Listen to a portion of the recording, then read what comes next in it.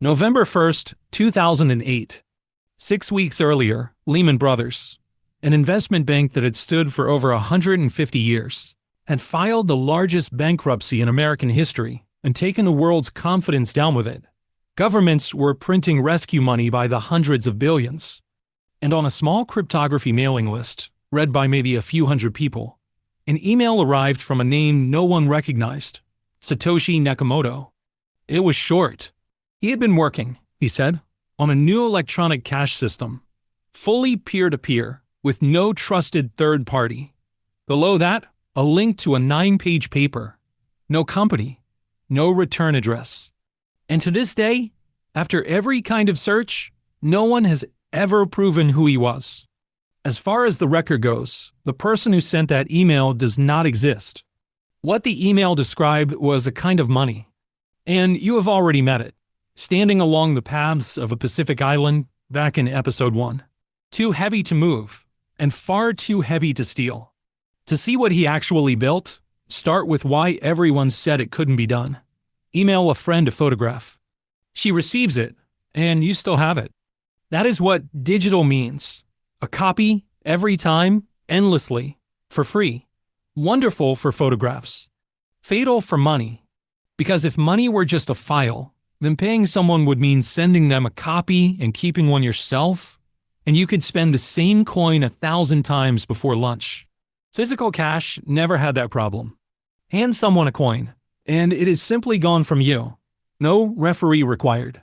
But you cannot hand someone a coin down a phone line, and more of life was being lived down phone lines. So, for as long as there had been computers, every payment that wasn't face-to-face had needed a referee standing in the middle. A bank, a card company, a service like PayPal. Somebody keeping the one true list of who owns what, subtracting from your line when you pay, and adding to hers. It worked, but it meant your money ran through somebody else's building, under somebody else's rules, and you have already seen what the people who keep the list can do. Freeze it, suspend it, print more for themselves. A referee who can stop a payment can be told to stop it by a government, a court, a rule you never read. Every digital dollar you have ever spent moved because someone in the middle allowed it.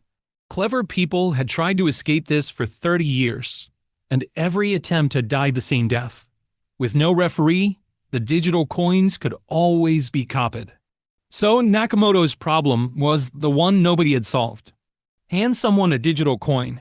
Actually hand it over so you no longer have it, with no referee anywhere in the middle. The answer wasn't new. Humans had solved it once already, out of stone. On Yap, nobody could email a stone either. The wheels weighed more than a truck, and they never moved. When you bought a house with one, no one strained a muscle. You stood up in front of the town, announced that the stone was now the seller's, and the whole village remembered. The village was the ledger. Money was never really the stone. The money was what everyone knew about the stone. Bitcoin is that island we built for a planet. There is no coin, no object anywhere you could photograph or pocket. There is only a ledger, a running list of who owns what, written out in numbers, and divisible down to 100 millionth of a single coin, so it can price a mansion or a stick of gum. On Yap, one village held that list in its shared memory. Here, every computer that joins the network keeps its own full copy, thousands of them, worldwide, checking one another constantly. To pay someone, you don't send a thing. You announce to the whole network that the coins are hers now, and every copy of the ledger on Earth updates at once. No one in the middle. No one whose permission you need. Now look at what that erases. Every story since the gold standard has ended at the same door. The vault. Gold was the hardest money on Earth, but to spend it across any distance, you first had to gather it. Into banks. Into central banks. Into a few dozen guarded rooms, with the key handed to someone you had no choice but to trust. And you saw what the key holders did with it. In 1914, they locked the door. In 1933, they made owning most monetary gold a crime. In 1971, they closed the door to redemption for good, leaving the metal inside and everyone else's paper outside. This money has no vault, no room, no key, no key holder, nowhere to gather it and no one to guard it, because it was never in any one place to begin with. It lives in every copy of the ledger at once. You hold your own coins with a secret only you know, and the whole village confirms they are yours. Nobody can freeze it from a building you have never seen, because there is no building, no official to petition, no border to smuggle it across, no signature standing between a person and their own savings. For the first time, here was hard money you could send down a wire, and never once walk to a vault to do it. But a ledger anyone can hold raises a new danger. If the village is the whole internet, who stops a stranger from simply writing himself rich? Here, Nakamoto borrowed from gold. New coins are not printed. They are mined, and mining costs real work. Around the world, computers race to crack a hard, deliberately pointless puzzle, and the first to solve it earns the right to write the next page of the ledger, plus brand new coins for the effort. To fake the ledger, you would have to outrace every honest machine on Earth at once, burning more money than you could ever hope to steal. Cheating is just expensive honesty, so no one bothers. The book's phrase for it, 100% verification, 0% trust. And now the twist gold never had. Remember what killed the money on Yap? One man, one boat, one crate of dynamite. When O'Keefe made the stones easy to get, the stones died. Gold carries a gentler strain of the same disease. Let its price climb high enough, and in time the world digs more mines. Every money before this one had a boat coming. Some better tool or cheaper way to make more, waiting just offshore. This one has no boat. The network watches how much effort is pouring in, and every couple of weeks it resets the puzzle to stay exactly as hard, so that however many people mine, however much power they burn, the coins still appear on the same slow schedule and not 1 minute faster. Try harder, and you do not get more coins. You get a harder puzzle. The one thing 5,000 years of money could never manage, written now into plain arithmetic. The harder you try to make more, the harder it gets. And there is a number at the end of the road. The trickle halves every 4 years, forever, creeping toward a ceiling it never quite touches. 21 million coins, and never one more. The last of them won't be mined until around the year 2140. A pile the whole world can count, and beside it a trickle that, for the first time in the history of money, does not care in the slightest how badly you want it. For a while it was worth nothing at all. A curiosity passed between a few dozen programmers, mined on home computers, spent on nothing. Then, in October 2009, someone worked out a price. He added up the electricity it took to run the machines that made the coins, divided it out, and sold a batch. 5,050 coins for $5.02, about a tenth of a cent apiece.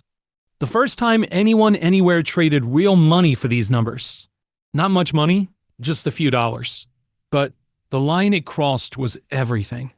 On one side a gain, on the other a market. 7 months later, in May 2010, a man in Florida offered 10,000 coins to anyone who would order him dinner. Someone took him up on it. 2 pizzas, $25. It is remembered as the first time this money bought a real thing in the real world. He wasn't really buying dinner. He was proving a point, that these numbers could now reach out into the world and come back with something you could hold. Watch what that is, because it has happened 4 times already. Shells, beads, stones, gold. Everyone began as a curio somebody found pretty or interesting, and only then, slowly, became a way to store what you'd earned and pass it on. The book's claim is that this new money followed the oldest script there is. A thing becomes money not because a king declares it, but because person after person decides to hold it. A collectible among cryptographers, the way a rice stone was a collectible long before it was a fortune, and then one ordinary pizza at a time, money. The first coin Satoshi ever sent, he sent to a man named Hal Finney, a veteran cryptographer, one of the few who bothered to read that email and wrote back that it looked promising. Finney ran the software on his own computer that first week, helping keep the young ledger alive. One of his first public notes about it said almost nothing, just 2 words: running Bitcoin. He died a few years later, his part long since woven into a machine that no longer needed him. Because that was the strangest thing Nakamoto did. In 2010, having built it, he began to step back.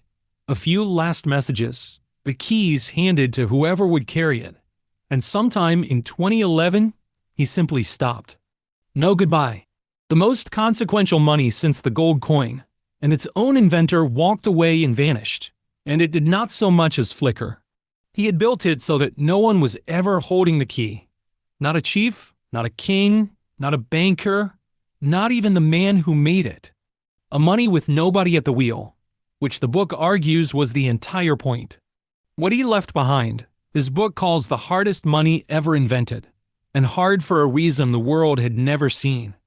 Gold was hard because of chemistry. You cannot conjure the atoms. This is hard because of arithmetic. You cannot conjure the coins. The search that began on a beach, for something no machine could ever cheapen, ends not at a better metal, but at a rule.